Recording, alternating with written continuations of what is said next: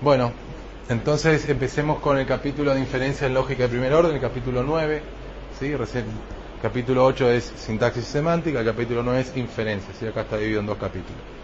Bien, pasemos entonces a la 2. Entonces lo que queremos hacer es inferir cosas nuevas, ¿sí?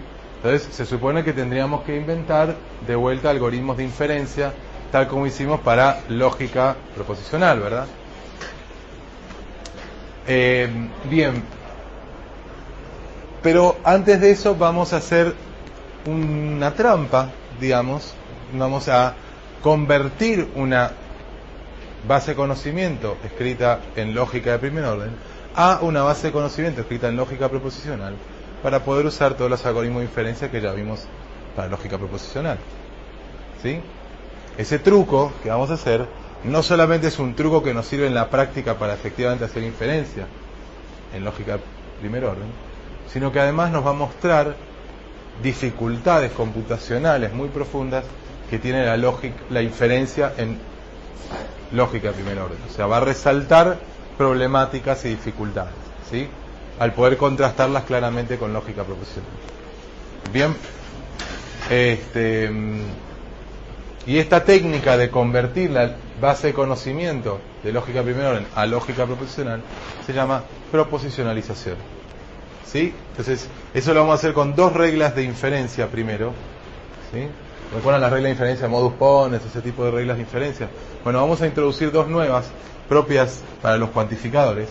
Una que se llama especificación universal y la otra especificación existencial, ¿sí? Que nos van a permitir convertir la base de conocimiento en lógica de primer orden a una base de conocimiento equivalente en lógica proposicional, ¿sí?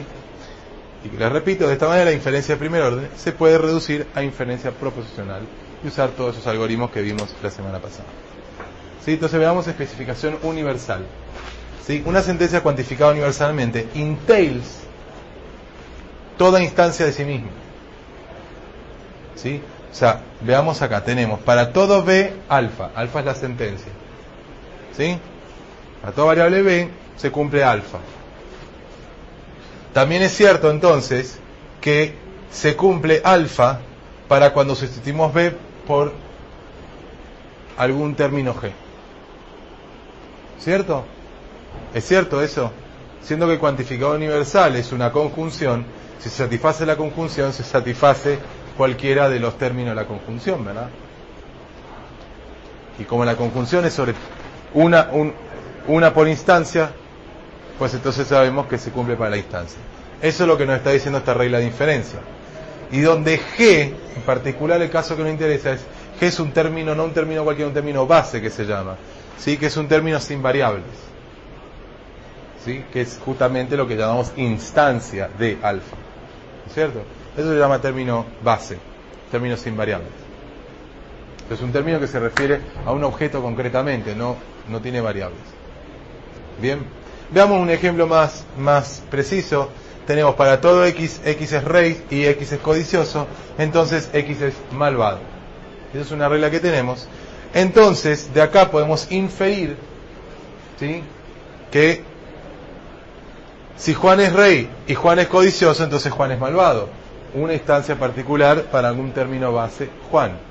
Lo mismo para Ricardo, lo mismo para el padre de Juan, lo mismo para el padre del padre de Juan, lo mismo para el padre del padre del padre del padre de Juan, y así sucesivamente, ¿no es cierto? Suponiendo que tenemos la función padre en nuestro dominio, ¿sí?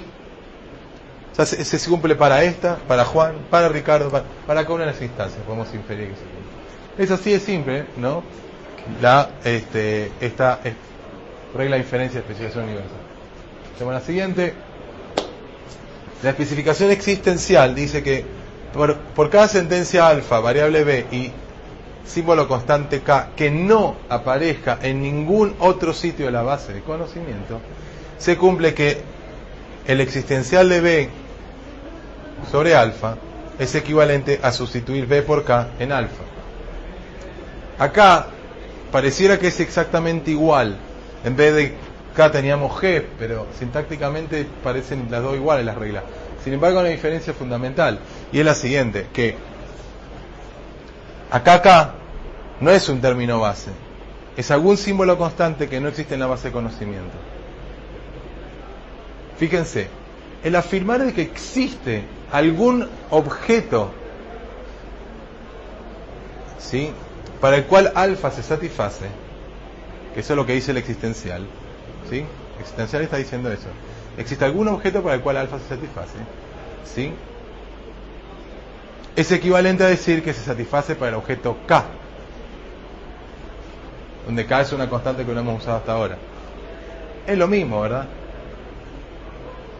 La pregunta que queda es ¿quién es K? ¿A qué objeto del mundo real se refiere? Bueno, eso no lo sabemos, pero no es falso decir que se satisface para K, ¿verdad? Siempre y cuando K es el mundo real. No, K es un símbolo que está significando un objeto del mundo real que no sabemos cuál es. O vémoslo de otra manera. El afirmar que existe un objeto del mundo real para el cual alfa es verdadero. Bien, podemos decir, bueno, ok, les traigo, acá está. Este es el objeto para el cual se satisface, ¿sí? ¿Lo ven? Ahí está. ¿Sí? Bien, a este objeto llamémoslo K. Ahora me lo voy a llevar al objeto. Y hagamos como que nunca lo vieron. No importa cuál es el objeto para el cual se cumple. Sabemos que se cumple para alguno y a ese uno le vamos a llamar K. ¿Ok? El hecho de que no sepamos a qué objeto del mundo real se refiere no importa. La afirmación sigue siendo válida. Para K esto se cumple. ¿Quién es K? No lo sé. Es justo aquel para el cual se cumple. ¿Quién es? No lo sé. Pero sé que existe. Ah, entonces lo llamo K. ¿Sí? ¿Me entienden? Bien. Entonces, veamos un ejemplo. Existe X, tal que X es una corona y X está sobre la cabeza de Juan. ¿Sí? Es lo mismo que decir que hay un objeto C1, ¿no? Este objeto para el cual se satisface, que es una corona y que está sobre la cabeza de Juan. ¿Sí? A este símbolo único que es distinto de cualquier otro y que se usa para la especificación universal existencial, lo llamamos constante de Skolem. Es una constante, ¿está claro? Y la llamamos de Skolem, adivinen por quién.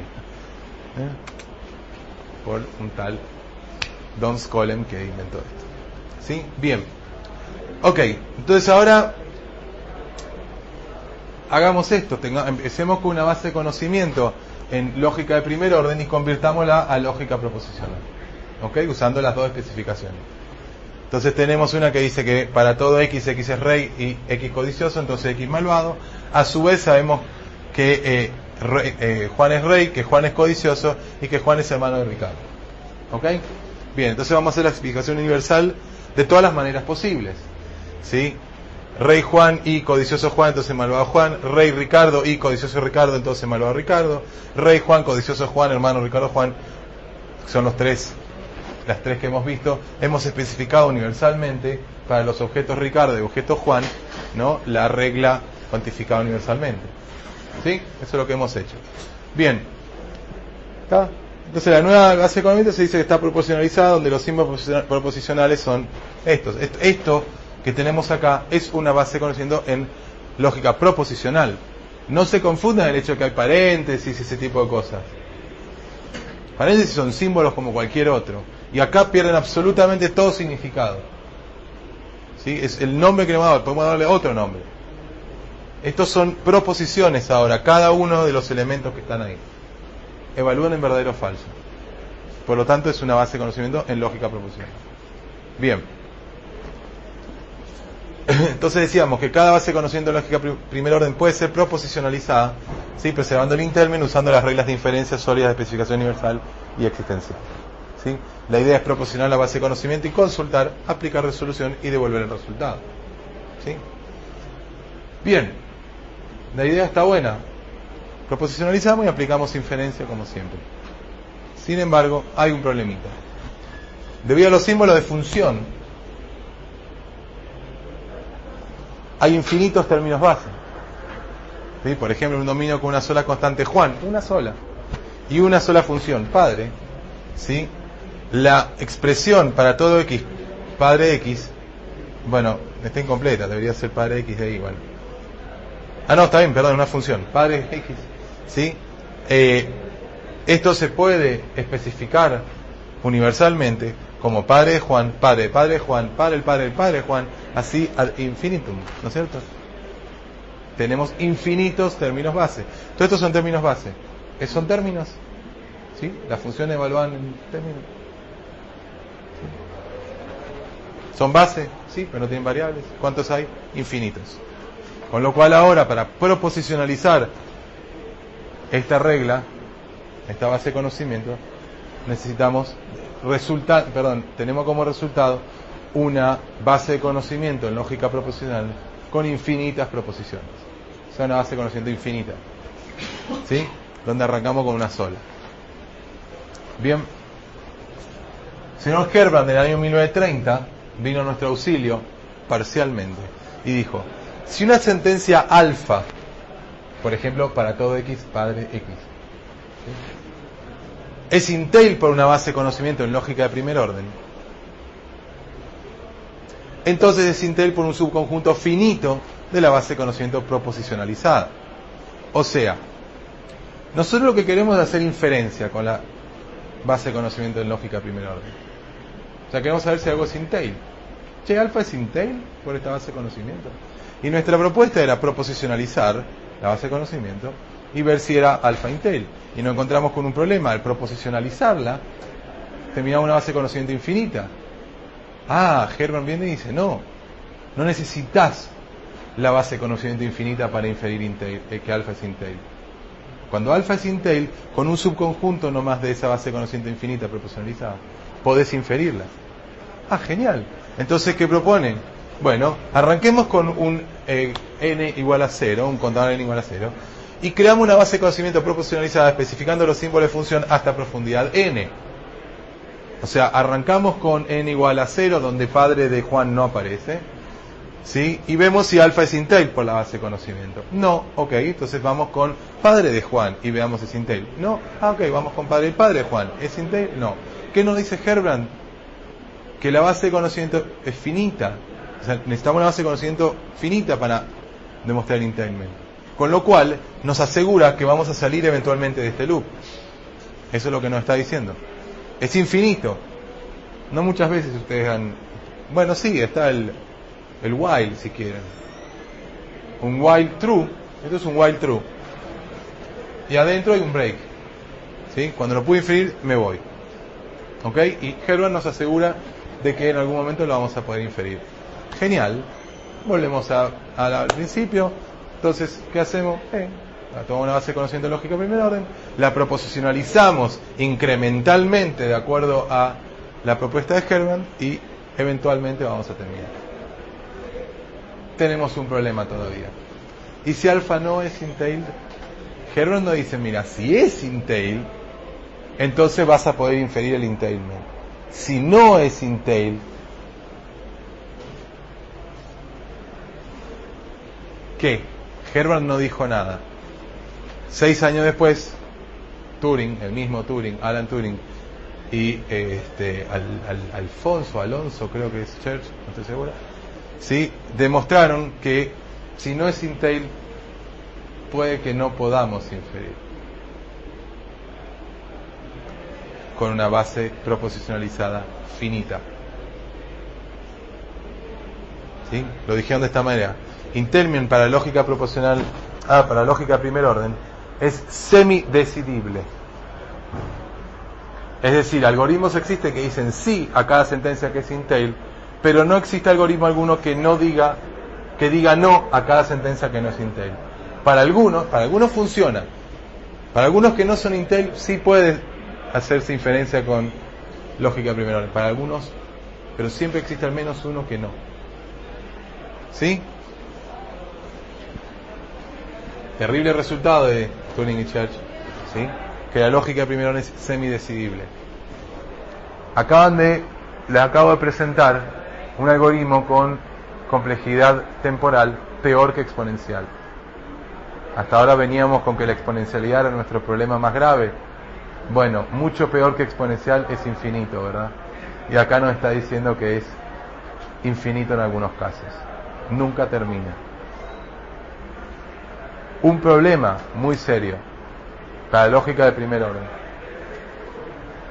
Bien, hay más problemas de proposicionalización, que es redundancia o cómputo extra, cómputo de más que nos podríamos ahorrar.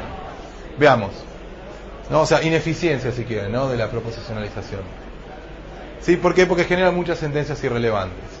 Entonces, con esto lo que vamos a hacer es llegar a algoritmos de inferencia en lógica de primer orden que funcionan mucho más eficientemente que proposicionalizar y después. ¿Sí? Más allá del problema de las funciones, ¿sí? Básicamente lo que ha pasado en la práctica es que las funciones no se usan mucho, o se usan con mucho cuidado. ¿Sí? Bien, pero más allá de eso, veamos el problema de eficiencia. Tenemos la sentencia entonces que X es rey y X codicioso, entonces X es malvado, ¿sí? Y las afirmaciones, ¿no? De que Juan es rey, de Juan es hermano de Ricardo y que todos son codiciosos en este dominio. Bueno, es el dominio de la realeza, no hay duda de que son todos codiciosos, ¿no? Bueno, parece bastante obvio que Juan es malvado, ¿no? ¿Por qué? Porque Juan es rey y son todos codiciosos, pues. A nosotros no nos cuesta nada ver eso, ¿no es cierto? Sin embargo, a la proposicionalizar vamos a producir un montón de afirmaciones, ¿no? Porque al proposicionalizar el para todo y codicioso y, vamos a tener que Ricardo codicioso y todos los elementos del dominio son codiciosos. Y sin embargo, ¿por qué son irrelevantes? Porque en realidad solamente tenemos afirmado de que Juan es rey, con lo cual a la hora de usarlo en nuestra regla, son irrelevantes todo el hecho de que todos los demás son codiciosos. Solamente nos queremos limitar a Juan, que sabemos que es el único que estamos necesitando, ¿no es cierto? Y eso, al generar la base de conocimiento proporcionalizada y meterlo a todo en un algoritmo de forward checking, ¿no? De caminando hacia adelante, front chaining, perdón, o algo así, puede que lo haga en distintos órdenes y que termine usando ineficientemente todos estos hechos irrelevantes. ¿Me entienden? O sea, la base de conocimiento, el algoritmo de inferencia de encaminamiento hacia adelante, habíamos dicho que era lineal en la cantidad de sentencias en la base de conocimiento. Lineal 2 no es lo mismo que lineal 10.000. Y si hay 10.000 elementos en nuestro dominio, o 100.000 o 1.000.000, vamos a tener que por ahí pagar un precio de 1.000.000 cuando lo podríamos haber hecho en 2. ¿Sí? Bien.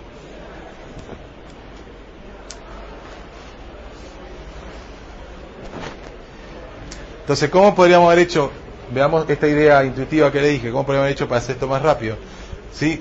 Podríamos haberlo hecho inmediatamente si pudiéramos encontrar la sustitución teta, tal que rey X y codicioso X se condigan con rey Juan y codicioso Y. Eso es lo que hicimos nosotros mentalmente. ¿Sí?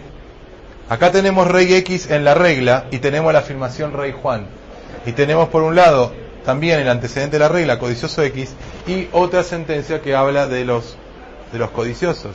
Y queremos machearlas, por decir. Ver para cuál elemento del dominio se satisface, siendo que estas son las afirmaciones que tenemos. ¿Sí? Y la sustitución que nos hubiera venido bien es reemplazar a X por Juan e Y por X. El Y para todo Y codicioso Y, reemplazarlo por X, y después X por Juan. Y entonces acá nos hubiera quedado rey Juan y codicioso Juan, y hubiéramos podido inferir muy rápidamente que malvado Juan. ¿Sí? Eso es la intuición. Entonces, esta idea de encontrar la sustitución que machee para que dos sentencias macheen es unificar las dos sentencias. La unificación es una operación sobre dos sentencias que devuelve una sustitución que las hace sintácticamente iguales o, semánticamente iguales, apuntan al mismo objeto o tiene el mismo valor de verdad. ¿Bien? ¿Me seguís, Emilio? Bien, ¿estamos en la 10 ahí? Bien. Entonces, la operación unifica que recibe dos sentencias es igual a una sustitución. ¿A qué sustitución? A aquel que si la aplicamos a alfa nos da lo mismo que si la aplicamos a beta. ¿Ok? Es lo que decía. ¿Estamos? Entonces veamos ejemplos. X conoce a Juan y Juana conoce a Juan. ¿Cómo podemos machearla? ¿Cuál es el resultado de unificar P y Q para el primer caso?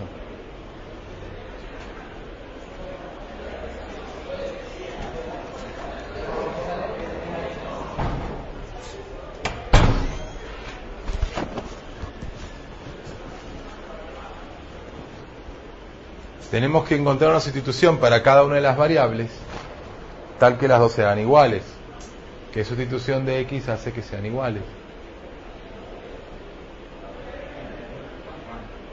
Juana. ¿Juan o Juana? Juana. ¿Sí? ¿Estás? Bien. Sí, ahora tenemos conoce Juan X y conoce Y Guillermo. Tenemos que sustituir qué sustituciones de las variables hacen que machen.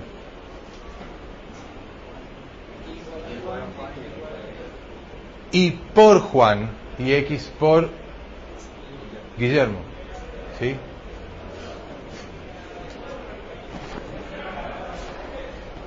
Ups. Está mal. Y por Juan. Ah, no, está bien. Y X por Guillermo. Está bien. Bien. No, está correcto. Sí. Entonces ahora queremos sustituir la tercera.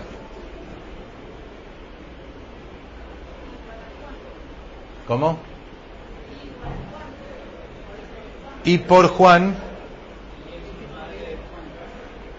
No podemos hacer eso. Perdón. X por madre de Juan, sí podemos hacerlo, perdón. Porque tenemos que sustituirlo en objetos. Y madre de Juan es un objeto. A ver, ¿viene por ahí? Sí. ¿Sí? Bien, y la última.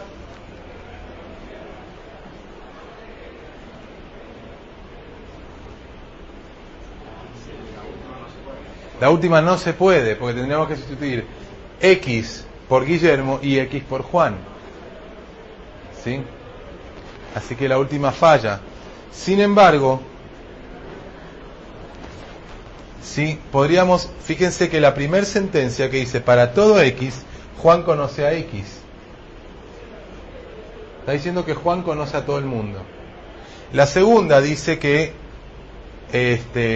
todo el mundo conoce a Guillermo. ¿Hay algún problema entonces con decir que en particular Juan, que conoce a todo el mundo, y además todo el mundo conoce a Guillermo, no hay problema en decir que Juan conoce a Guillermo? Si lo razonamos de esa manera, ¿verdad? Juan conoce a todo el mundo. Y todo el mundo conoce a Guillermo. Bueno, Juan conoce a Guillermo, ¿cuál es el problema? ¿Cuál es el problema? ¿Alguien me puede decir cuál es el problema? A ver, ¿qué más? Las variables, ¿qué más? ¿Cuál es el problema con las variables?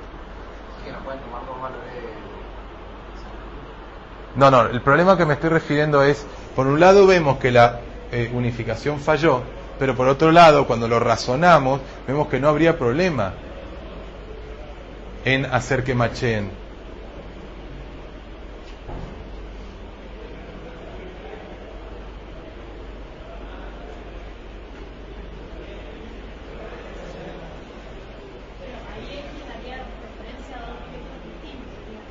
Ahí va, a ver.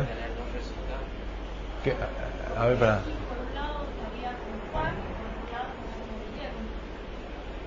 No, pensé que venías por otro lado. Ok, ese problema es el que hace que falle la unificación.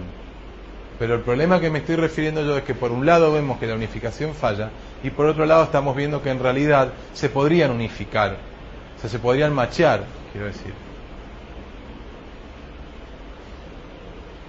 Que eso es lo que buscábamos, en definitiva. Entonces, se los aclaro porque no tenemos mucho tiempo. Lo que está sucediendo es que el X de la primera, de P, está bajo un cuantificador y la X del otro está bajo un cuantificador, ¿sí? Y son dos sentencias separadas una de otra y perfectamente podemos cambiar el nombre de las variables sin afectar el significado de la sentencia, ¿verdad? Esto es exactamente lo mismo que pasa en lenguaje de programación. Le pueden cambiar el nombre de una variable y el funcionamiento va a ser exactamente el mismo. mientras lo hagan consistentemente en todos los lugares donde aparece la variable. Pues entonces hagámoslo y cambiemos a X de la sentencia Q, llamémosla Z17. Entonces digamos, para todo Z17, Z17 conoce a Guillermo. Estamos diciendo lo mismo, todo el mundo conoce a Guillermo. Y entonces ahí no tendríamos problema. Estaríamos sustituyendo al primer X por Guillermo y al Z17 por Juan, y ahí no hay problema. Entonces el único problema era que estábamos usando el mismo nombre de variable para dos variables diferentes. Estaban bajo cuantificadores diferentes. ¿Sí? Entonces no había un problema. Entonces, a esto se le llama estandarización. Y esto es un preprocesamiento que generalmente vamos a hacer, que es en distintas sentencias donde se usa, bajo distintos cuantificadores universales, se usa la misma variable, pues cambiarle el nombre y dejarla todas con variable única para evitar este tipo de problema en la unificación. ¿Ok? Sigamos. También podemos hablar de distintos grados de unificación, y está el unificador más general. ¿Sí? Por ejemplo, para unificar conoce Juan X y conoce Y Z, ¿sí? Podríamos haber sustituido a Y por Juan y Z por X. Entonces las dos quedarían iguales. ¿Sí? O también podríamos haber sustituido Y por Juan, ¿sí? X por Juan y Z por Juan. Y funcionaría también. ¿Sí? Es más general el primero porque abarca mayor cantidad de objetos. ¿Sí? Y cuando empecemos a hacer la unificación, siempre queremos trabajar con unificador más general cuando usemos esto para inferencia, porque queremos limitar lo menos posible el scope de los objetos para los cuales esto se va a satisfacer. No, recuerden que la inferencia incluye existenciales y en un momento queremos responder para cuáles es válido. Y si podemos decir y para todos aquellos que conocen a Juan, es mucho mejor que decir Juana, que es una de las que conoce a Juan, ¿no es cierto? Si usted la pregunta es, ¿hay alguien acá que trabaje en IMSA? Y la respuesta es, todos los profesores de la cátedra tal, es mucho mejor que le digan un nombre, porque entonces ahí tienen más chance. Bueno, esa es la idea del cuantificador más general. ¿Sí? Bien. Vamos entonces al algoritmo de unificación. ¿Sí? Es un algoritmo recursivo que recibe sentencias ya colemizadas. O sea, el cuantificador existencial ya fue eliminado. ¿Sí? O sea, estamos haciendo una proposicionalización parcial. O sea, parte de las ideas que veníamos de la proposicionalización la conservamos, que es colemizar, ¿sí? O sea, los existenciales. Especificar los cuantificadores existenciales. ¿Sí?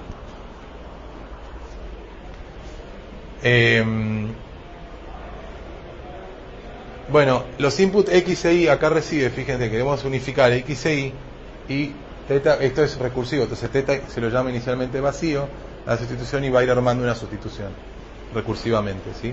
Por eso tenemos que ponerlo acá en el llamado, porque es recursiva. ¿Sí? Bien, entonces esto devuelve una sustitución para hacer que X e Y sean sintácticamente idénticos, ¿no es cierto? Entonces recibe a X, que es una variable, una constante, una lista, o un compound, que son términos o predicados, ¿sí? Esto lo digo para que entiendan cómo opera esto, ¿sí? Bien, como siempre con estos algoritmos recursivos no conviene necesariamente arrancar por el principio para entenderlo. Entonces entendamos que en algún momento X e Y son sentencias bien complejas, ¿sí? Y una sentencia compleja puede ser un término o un predicado, ¿sí? Un compound. Inicialmente es un compound. Entonces, bueno, suponemos que no hay failure. Si son trivialmente iguales, vuelve, pero lo más probable es que el primer llamado no sean iguales. Supongamos que no son variables, hagamos el caso más complejo al principio, y son X es un compound, ¿sí? Y Y. ¿Ok? Entonces, ¿qué tenemos que hacer? Bueno, si es un compound, es un término o un predicado, ¿sí? Un término puede ser una función. Entonces, hay un nombre de función o de predicado y argumentos que están dentro del paréntesis. Los separa, y está claro que para unificar esto tenemos que unificar a todos. Entonces tenemos que unificar a los argumentos, ¿sí? Y a los operadores. ¿no es cierto? Del compound.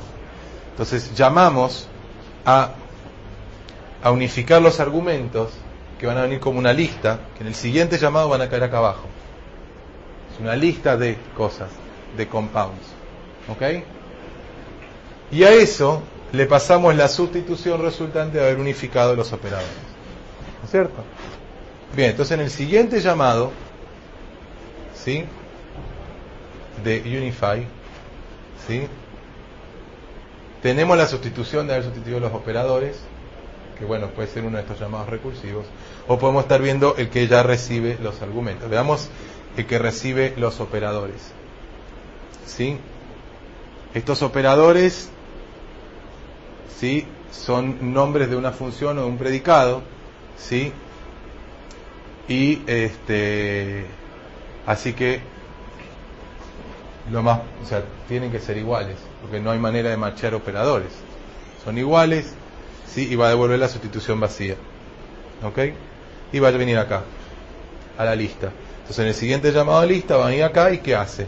Y, viejo truco, cuando queremos unificar a todos los elementos de la lista así en pares, le pasamos a los dos primeros, le pasamos a todos menos al primero, y los primeros los unificamos por separado. ¿Tá? O sea, le pasamos recursivamente las listas de los restantes y unificamos los primeros. ¿Tá? Entonces ahora los primeros pueden ser de vuelta compounds, o pueden ser ya, en algún momento llegan a ser variables. Supongamos que son variables, ya me siguen, ¿no? Más o menos la idea. En un momento son variables. Si son iguales, chao, va a devolver la sustitución que haya construido hasta el momento. Si no son iguales, entonces estamos llamando a una función que vamos a ver enseguida, que es la unificar variables. ¿Ok? Y bueno, eso más o menos concluye. Sí, acá todavía no podemos tener failure, en ningún lado acá devolvemos failure, así que el failure viene de acá, de unificar variables, el failure que está acá. Así que lo único que nos queda es entender unificar variables. O sea, eventualmente, todo por más complejo que sea, eventualmente se reduce a comparar variables. ¿Sí? Bien.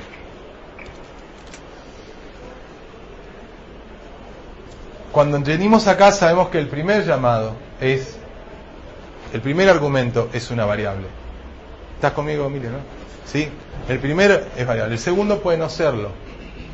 ¿Sí? Volvamos, Emilio. ¿No es cierto? Si X es una variable, llamamos con X e Y, pero ahí acá no tenemos seguros que es variable. ¿Sí? Cuando llamamos ahí sí sabemos que los dos son variables. Pero en el primero, que llamamos con X, no lo sabemos. Volvamos a la 17. ¿Tá? Entonces ahora recibimos unificar variables de una variable con alguna otra sentencia X. Y una sustitución parcial hasta el momento. ¿Sí? Y chequeamos. Si resulta que la sustitución en la que venimos armando, ¿sí?, hay una sustitución para la variable var, ¿sí?, entonces sustituimos la variable por ese valor, por ejemplo X por Juan, y volvemos a llamar a unify, donde habíamos sustituido a la variable con el valor. ¿Sí? Si en cambio existe una sustitución para la otra, para X, para el otro argumento, hacemos lo mismo. ¿Sí? Y si no hay sustitución para ellos, pues entonces tenemos que armarla. Finalmente llegamos al punto donde armamos la sustitución. Hasta ahora la sustitución todas venían acumuladas y se propagaban. Entonces, acá el occur check lo que hace es chequear si la variable var ocurre en la sentencia X, que puede no ser una variable. ¿Sí? Si ocurre, retornamos fallo. ¿Sí? O sea, sería el caso de que tenemos X y madre de X. No hay forma de que hagamos una sustitución de X que haga que estas dos cosas macheen. Y si no, pues nada, sustituimos var por X y ya está, que es lo obvio. ¿Está? En definitiva es lo que nos imaginábamos que había que hacer, ¿no? Pero bien cuidadoso, trabajando con la sintaxis, etc. ¿Ok? Bien. Modus ponens generalizado. Bueno, ya estamos acercándonos, entonces salimos de proporcionalización, vimos sus problemas, y ahora acá estamos tratando de construir. Dijimos que había otros problemas de proporcionalización, que no era la semidecibilidad, sino el hecho de la redundancia, y vimos que unifica nos puede ayudar con eso. Ahora, ¿cómo empezamos a usarlo ya en un algoritmo de inferencia, concretamente? Entonces vamos a ver ahora reglas de inferencia propias de lógica de primer orden. Y la primera es modus ponens generalizado, donde recuerden que el no generalizado decíamos, bueno, si tenemos una implicación P1 y P2 y Pn implican Q, y además sabemos P1, P2 y Pn, pues podemos inferir Q. Bueno, acá no necesitamos que P1 y que coincidan P1 y el P1 que está en la implicación y el P1 que está afuera, sino que tienen que machear, tienen que poder unificarse. ¿Tá? El decir que puede ser unificado quiere decir, ok, no será cierto para todos, pero para algunos sí lo podemos hacer cierto. ¿Cierto? Y a su vez, el resultado tiene que ser cierto para esos algunos, no para todos. Si por ejemplo acá que tenemos que Rey Juan y codicioso, Rey X y codicioso X, entonces malvado X, podemos hacer la inferencia por más que sepamos que solamente Juan es rey. Obviamente el resultado va a aplicar a Juan, no a cualquier otro. ¿Sí? Hay mucha gente codiciosa que no es rey, con lo cual no tienen por qué ser malvados, ¿sí? Según nuestra regla. ¿Se entiende? Por eso, entonces, para poder aplicar el modus ponens generalizado, P1, o sea, P sub I prima, aplicado a la sustitución Z, tiene que ser igual a P1, a P sub I, perdón, aplicado a la sustitución Z. Es decir, P sub I y P' sub I tienen que unificar. Y además la sustitución tiene que ser la misma, no es una teta sub I, es una sola sustitución. Claro, es un conjunto de sustituciones internamente, ¿no? Pero no puede ser que para algunas I, X se reemplace con Juan y para las otras X se reemplace con Pedro. Por eso quiere decir que por eso está acá que la sustitución es la misma, y en particular también para lo que se ha inferido. Queremos inferir que Juan es malvado y no cualquier otro, porque solamente machea el modus ponens para Juan y no para otros. ¿Ok? Y acá está el ejemplo, ¿no? Bien, entonces de la misma manera que modus ponens para lógica proposicional, el modus ponens generalizado es usado en base de conocimiento con cláusulas de Horn. En este caso particular, colimizadas y con exactamente un literal positivo, ¿no? Eso es, ¿sí? Entonces acá empezamos al revés. Antes habíamos empezado con resolución, acá empezamos por encaminamiento hacia adelante y base de conocimiento de Horn, ¿sí? Además, entonces como ya están escolemizadas, ¿sí? El único cuantificador que tenemos es el existencial, ¿verdad? Y como tal, entonces podemos eliminar el cuantificador, porque sabemos que cualquier variable que esté ahí está trivialmente cuantificada universalmente. Entonces, por lo general, pueden llegar a haber casos en donde hay variables y no hay cuantificadores. Bueno, ya saben que en ese caso es el universal, porque el otro, el existencial, se especificó, se escolemizó. ¿Sí? Bien, acá esta filmina me la voy a saltear, igual que en el caso de lógica proposicional, pero se demuestra la solidez de modus ponens generalizado, o sea, se demuestra el entailment de P1' hasta Pn' y P1 y N, o sea, y la implicación entail Q θ. ¿Sí? Acá está argumentado. Bien, ahora una base de conocimiento de ejemplo que la vamos a ver para ejemplificar los algoritmos. ¿Sí? La ley, la de Estados Unidos, dice que es un crimen para un ciudadano de Estados Unidos vender armas a países hostiles. ¿Sí? El país nono, un enemigo de Estados Unidos, tiene algunos misiles y todos sus misiles fueron vendidos por el Coronel West, que es ciudadano de Estados Unidos. Entonces lo que queremos es probar que el Coronel West es un criminal. ¿Sí? Entonces lo que vamos a hacer es primero construir la base de conocimiento y luego vamos a probar que el Coronel West es un criminal utilizando los tres algoritmos que introducimos: encamiamiento hacia adelante, hacia atrás y resolución, obviamente aplicados al caso de lógica primer orden. Y esos son los únicos algoritmos que vamos a ver, por cierto. Entonces lo que vamos a hacer es generalizar esos tres algoritmos para el caso de lógica de primer orden. Entonces primero codifiquemos en lógica de primer orden a nuestra base de conocimiento, que la teníamos en lenguaje castellano. Es un crimen para un ciudadano de Estados Unidos vender armas a naciones hostiles. ¿Sí? Entonces, si X es un ciudadano, dice X es un ciudadano de Estados Unidos, Y es un arma, X vende Y a Z, y Z es hostil, entonces X es un criminal. Y ven que acá no hay cuantificadores, estamos asumiendo que es universal. Los tres están cuantificados universalmente. Que además, como son conmutativos, no importa en qué orden están, los podemos eliminar sin ningún riesgo de cambiar la semántica. La semántica está bien definida. Bien, por otro lado, nos dice, no, tiene algunos misiles. ¿Sí? Es decir, existe un X, tal que no tiene X y X es un misil. Eso es la codificación, ¿verdad? Ahora, usando la especificación existencial, directamente llamamos M, usamos una constante que no está en la base de conocimiento, para referirnos a este hipotético misil que no tiene. ¿Sí? Entonces, tiene M y M es un misil. Después, todos sus, los de misiles fueron vendidos por el coronel West. Entonces, X es un misil y no tiene X, entonces West vendió X a Nono. Y así, sigue la construcción de la base de conocimiento. Bien, vamos a ver entonces el algoritmo de encadenamiento hacia adelante. Redefinamos un poco la jerga que manejábamos. Tenemos cláusulas positivas, son disyunciones con a lo sumo un literal positivo. ¿Se acuerdan de eso? Eso no ha cambiado. Ahora, ¿qué es un literal en lógica de primer orden? En lógica proposicional era una proposición o su negativo. Eso era un literal. Acá son sentencias atómicas en general. Esos son nuestros literales. ¿Sí? Que son predicados, o el de igualdad también. Hoy están ahí. Esos son nuestros literales. Entonces llamamos, a su vez vamos a hablar de data logs. Antes teníamos la base de conocimientos de Horn, que eran las que tenían, todas sus cláusulas eran positivas. ¿Sí? O de Horn.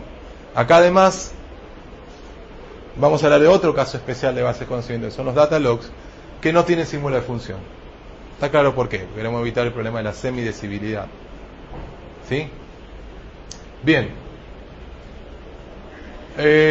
Bueno, al igual que en lógica proposicional, no toda base de conocimiento puede convertirse en un conjunto de cláusulas positivas, ni mucho menos data logs. ¿Sí? Entonces, para aquellas que sí se puede usarse encadenamiento hacia adelante. ¿Ok? Entonces, encadenamiento hacia adelante en lógica primer orden requiere no solamente que sean de Horn todas las cláusulas, sino que además de que sean data logs, que no da símbolo de función. ¿Sí? Parece que no vamos a lograr terminar.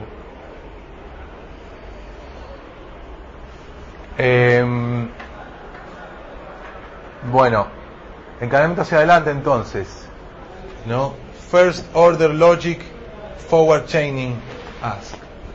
¿Sí? Es el nombre del algoritmo. Recibe la base de conocimiento y alfa, y queremos que nos devuelva ¿qué? La sustitución que la hace verdadera o falso en el caso de que no la haga verdadera. Antes queríamos verdadero o falso, ahora queremos una sustitución. ¿Sí?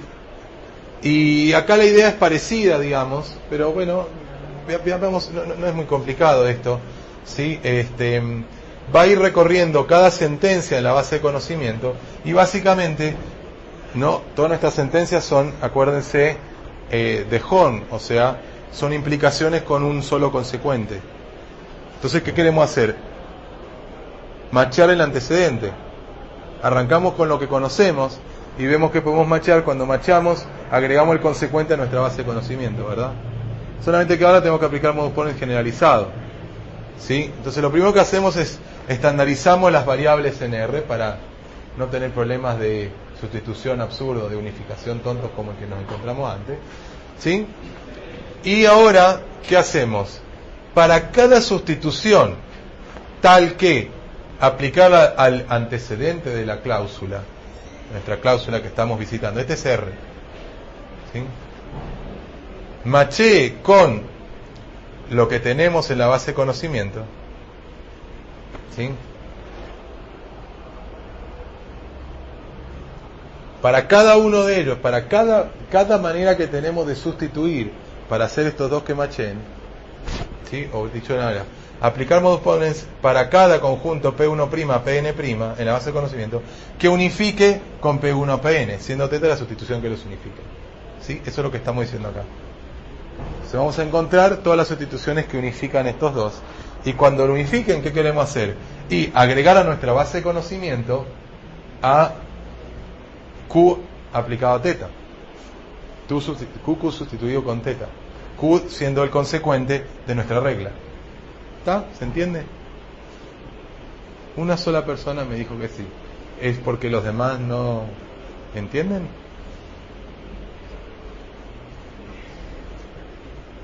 Recuerden modus ponens. Habíamos dicho que no queremos machear al antecedente. Queremos unificar con el antecedente. Eso es todo lo que estamos haciendo. Estamos rescatando la sustitución que los unifica. Para cada una de las sustituciones que los unifican, vamos a hacer algo. ¿Qué vamos a hacer? Agregar el consecuente, el Qθ. Recuerden la regla de inferencia de modus ponens generalizado. Si P1' unifica con P1 y P2' unifica con P2, etc., todos ellos con la misma sustitución, entonces podemos inferir Qθ. Y ese Qθ es lo que agregamos en nuestra base de conocimiento. ¿Está? Bien. Ese Q', ese Qθ, si no es una sentencia que ya está en la base de conocimiento, lo agregamos y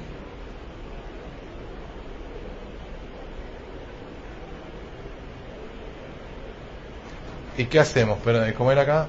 Claro, vemos si es igual a alfa lo que queríamos responder. Queríamos ver si, ¿no? Cómo operaba el calentamiento hacia adelante. Íbamos generando, ¿no? Con las reglas, cada vez que machábamos todos los antecedentes, agregábamos Q y así íbamos iterando, hasta que encontramos alfa. ¿Sí? Solamente que acá no queremos devolver sí.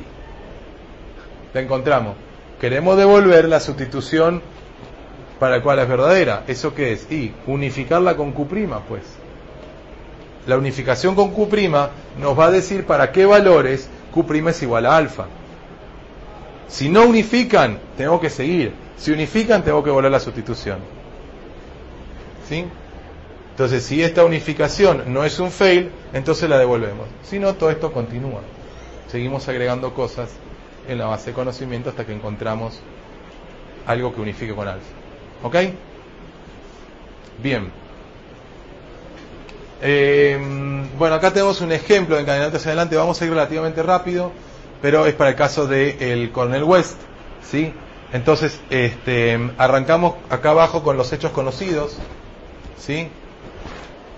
Nuestros los P sub I', que vamos a querer machear con nuestras reglas. Y acá arriba tenemos las reglas en fucsia. ¿Sí? Entonces, lo primero que encontramos es que tenemos una regla para misil que dice que misil X entonces arma X. Entonces de acá, ¿sí? Vamos a encontremos una sustitución que unifique a misil M1 con el antecedente, el P1 de esta regla. ¿Y cuál es? Y sustituir X por M1. ¿No es cierto? Con eso unificamos misil M1 con misil X. ¿No es cierto? ¿Me siguen? Y entonces ahora queremos agregar a nuestra base de conocimiento el consecuente con la sustitución. El consecuente que es arma X. Le aplicamos la sustitución X por M1 y nos queda arma M1. Y ese lo agregamos a nuestra base de conocimiento, quiere decir que lo agregamos acá con un recuadro. ¿Sí? Por otro lado tenemos otra regla con misil y tiene, ¿sí? Que dice misil X y tiene nono X, entonces vende West X a nono. Y de vuelta, la sustitución es X por M1 y entonces tenemos que West le vendió M1 a nono. Y lo mismo tenemos una enemigo, si alguien es enemigo de Estados Unidos, entonces acá, y lo mismo es reemplazar X por nono. ¿Sí? Queríamos, acuérdense, demostrar que Cornel West era un criminal. ¿Sí? Entonces ahora vemos que tenemos una última regla que es ciudadano de Estados Unidos X y arma y vende X, etc. Bueno, tenemos los tres antecedentes ya, que apareció en nuestra base de conocimiento. Entonces en la siguiente iteración machean esa regla. Y la machean como, y reemplazando X por West. Que efectivamente es lo que queríamos demostrar, que West es un criminal. ¿Ok? Bien.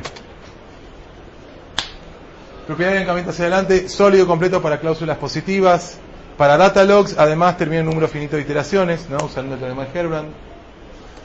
Pero si alfa no es int8 y la KB no es un datalog, puede no terminar, eso sigue válido, ¿no? Y esto es inevitable, intermen con cláusulas positivas es semidecidible, salvo que sean datalogs. Bien, hay algunas ineficiencias que, ya previendo que me iba a quedar muy poco tiempo, mágicamente aparece el omitido en clase, pero léanlo, no es nada complicado, sigue el omitido en clase y también en el video. Y por último viene una ineficiencia de encamiamiento hacia adelante, que son los hechos irrelevantes, ¿no? Encamiamiento hacia adelante realiza todas las inferencias permitidas, aunque éstas sean irrelevantes respecto al objetivo, a la consulta que tenemos. Recién en el ejemplo fuimos bastante directo a demostrar que West era un criminal, pero nos podríamos ir por las ramas. Por ejemplo, ¿qué pasa si hubiéramos tenido reglas sobre los hábitos alimenticios de los coroneles y los precios de los misiles? Podríamos ir en una perorata de inferencias que nunca nos hubiéramos llegado a este hecho, ¿no? De la ilegalidad. Entonces un algoritmo un poco más directo es el encadenamiento hacia atrás, ¿sí? Ok, sé que quiero llegar acá, bueno, ¿qué toca hacer para llegar? Y no irme por las ramas. Eso, encadenamiento hacia atrás, ayuda. Vamos a saltear el algoritmo, ¿sí? Y el ejemplo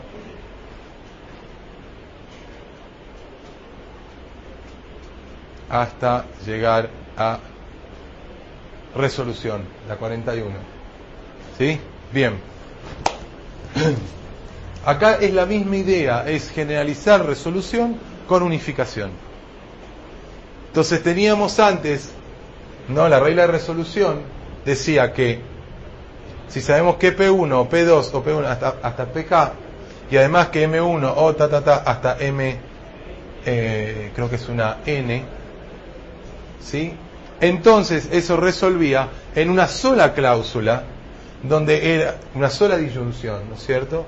Donde estaban todos menos los dos que eran complementarios. El P sub I, que era igual al no MJ. Esos dos desaparecían, no estaban en la cláusula.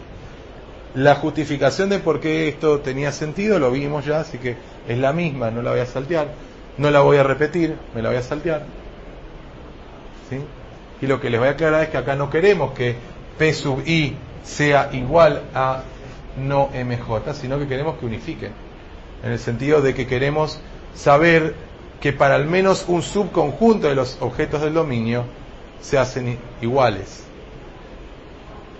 No para todos, no tienen que ser iguales sintácticamente, sino que para algunos elementos del dominio se tienen que hacer iguales, ¿sí? A su vez asumimos estándares aparte, o sea, las variables son todas únicas, ¿sí? Y bueno, veamos un ejemplo. Si X no es rico o X es infeliz, y a la vez sabemos que Pedro es rico, entonces sabemos que Pedro es infeliz. ¿Sí? Una visión bastante infeliz de la vida, ¿no? Me quedan 3 filminas, ¿sí? Terminemos y si no, hasta la vuelta de la semana de mesa no nos vemos. Así que terminemos esto y ya cerramos la unidad. ¿Sí? Bueno, esto está claro que acá fíjense que en la cláusula de la izquierda lo teníamos sobre X.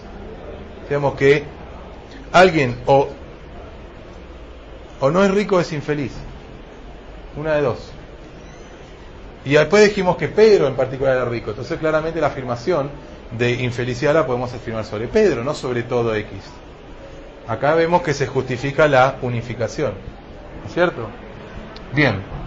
Entonces, se aplican entonces los pasos de resolución, ¿sí?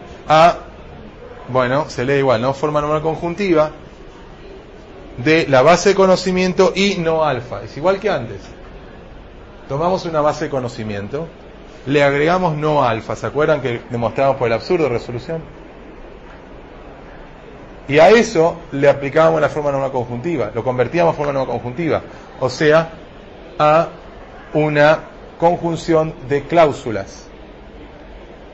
¿Sí? Para poder aplicar, necesitamos acá cláusulas para poder aplicar esto. Y también es válido lo mismo que afirmamos para lógica proposicional. Toda base de conocimiento en lógica de primer orden es equivalente a una base de conocimiento en forma nueva conjuntiva. O sea, siempre la podemos transformar, ¿sí? Y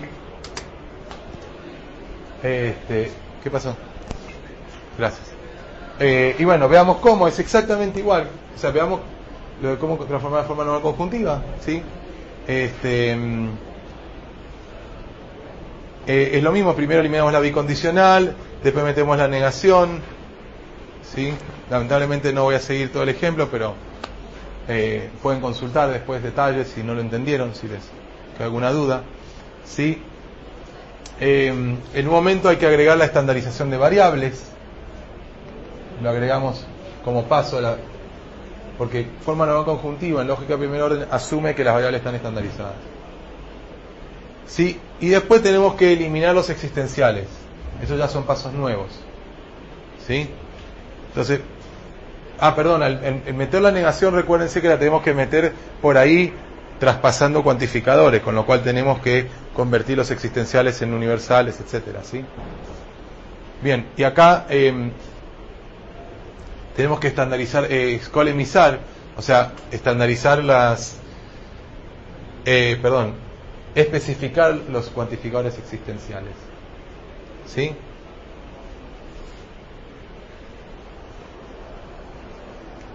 Por último, tenemos que eliminar los cuantificadores universales, como ya son los únicos que hay, directamente los borramos. Y por último, terminamos distribuyendo O sobre I, disyunción sobre conjunción, ¿sí? El único detalle que realmente les pido, de todas maneras, el que se quiere ir, se puede ir. Yo sigo, en parte para terminar la grabación y que quede bien. Si me quedo solo acá hablando solo, pues lo haré, son 5 minutos, pero es importante. Lamentablemente tengo que tomarme un par de minutos para explicar esto, porque es algo que es muy difícil de entender por sí mismos. Así que, bien. Aparece el concepto de función de Skolem, que lo dejé para acá para no complicar antes, ¿sí? Y es lo siguiente. Supongamos, acá tenemos, para todo X existe un animal Y X no ama Y, o existe alguien que ame a Z, ¿sí? ¿Le estoy hablando a alguien? ¿Alguien se queda? ¿O todos se van? ¿Alguien se queda a escucharme? ¿Sí? Bien, así no, a saber que no voy a hablar solo. Bueno, sí, entonces, esta es la sentencia que veníamos manejando. Bien, entonces fíjese que tenemos dos cuantificadores existenciales, el I acá y el Z acá. ¿Sí? Bien, acá lo que estamos diciendo es que, por lo menos para esta parte, para todo X existe un Z que lo ama. ¿Sí? Entonces supongamos que especificamos esta variable Z, ¿sí? Y la llamamos K. K es alguien, es una persona en el mundo. Esta persona que está acá, ¿sí? Ama a X. ¿Bien? Pero X es una variable que está cuantificada universalmente. Entonces, para cuando X es Juan, estamos diciendo que esta persona que hemos puesto acá ama a Juan. Y cuando X es Guillermo, esta persona que está acá, la misma ama a Guillermo. Y tenemos una tercera, ponemos a mi perra Nina, y resulta que esta persona que está acá ama a mi perra Nina. ¿Es eso lo que queríamos decir al decir que para todo X alguien lo ama? No.